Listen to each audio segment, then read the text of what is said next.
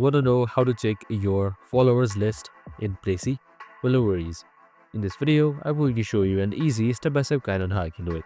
It's super simple and under a minute, so let's get straight to it. Now, first things first, simply open up your Playsee application, and once you have done that, you should be provided with this interface right here. So make sure you are logged in as well.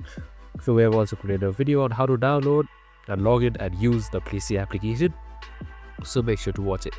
So first things first, once you have opened up your Playsee application, you should be provided with this interface right here. So on the bottom right side, you should be seeing your profile. So you can just simply select it. And now once you have selected your profile, here you should be seeing your profile information like your name and what's more. So right above you also be seeing following and follower list. So you can just simply select any one of these right here.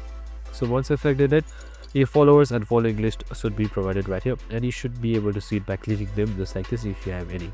And that's it, super simple and easy. I hope this video helped. If it did, make sure to like, subscribe and tune in with us for more of these videos. See you in the next one.